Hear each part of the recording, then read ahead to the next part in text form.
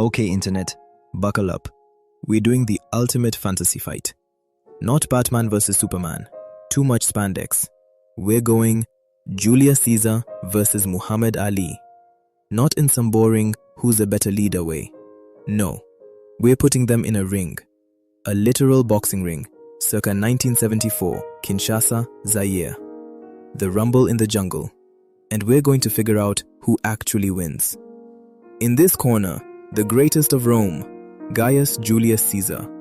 Age, let's say 53, prime dictator years. Credentials, conquered Gaul, crossed the Rubicon, stabbed 23 times by his besties. He's used to dirty fights. And in this corner, the greatest of all time, Muhammad Ali. Age, 32, absolute peak.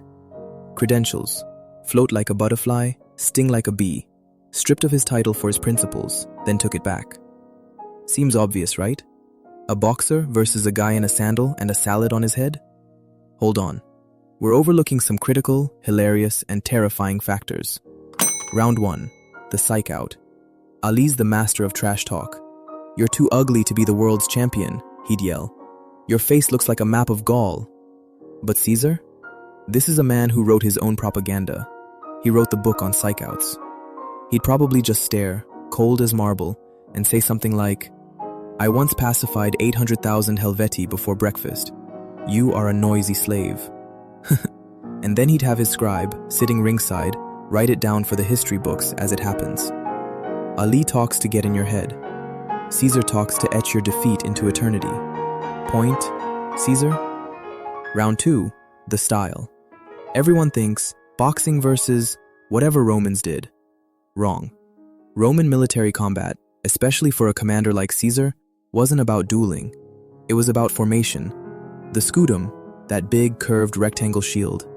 It's not for blocking a jab, it's for bashing a man's entire face in, then having the guy next to you stab him in the kidney. Caesar's fighting style is dirty, efficient, tactical. He's not trying to score points, he's trying to end your bloodline. Ali has the reach, the speed, the dance. But has he ever fought a man who considers the entire ring a battlefield to be conquered? Caesar would eye the ring ropes like they're the walls of Elysia. He'd retreat, not out of fear, but to draw Ali into a tactical mistake. Let's check Caesar's pre-fight search history, shall we? How to drain a swamp to create a boxing arena. Local mercenaries for hire near Kinshasa. Is float like a butterfly a literal Carthaginian battle tactic? Poison, untraceable, fast-acting, for academic purposes. He's not preparing for a sport, he's preparing for a campaign. But here's the big one, the thing we, in our comfy 21st century, totally overlook. The overlooked killer, pain tolerance. Ali got hit by giants, Foreman, Frazier. He got knocked down, he got back up. But Caesar lived in a world of acute, horrifying pain. No anesthesia. Battlefield wounds got cauterized with boiling oil.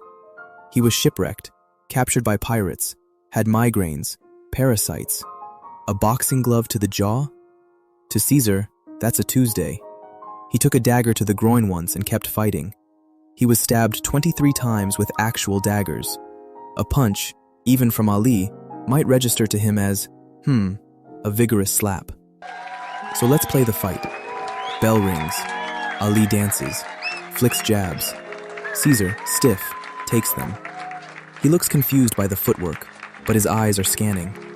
Ali lands a clean combo. The crowd roars. Caesar stumbles back, touches his lip, sees blood. He doesn't look angry. He looks interested. He now understands the threat. Round 3. Ali's talking, hands down. "Come on, Roman, show me something." Caesar feints a clumsy charge. Ali leans back, smiling. And that's when Caesar, from behind his hip, throws a handful of sand from the canvas into Ali's eyes.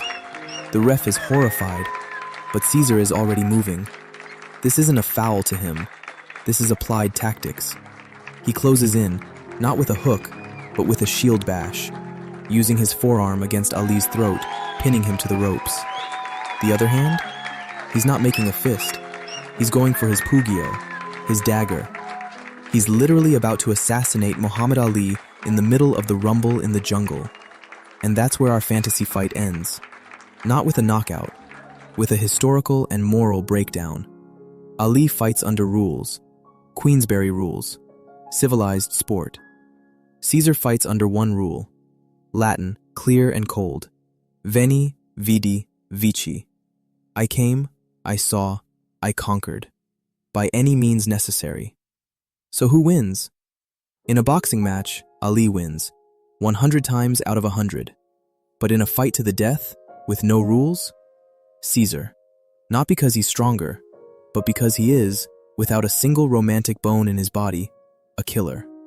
So next time you see one of these historical face-off videos, ask yourself, are we talking about a game?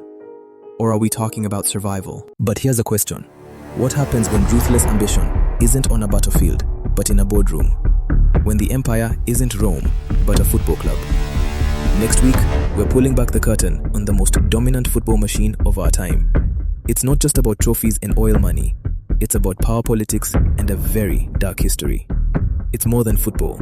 It's a modern empire. See you then.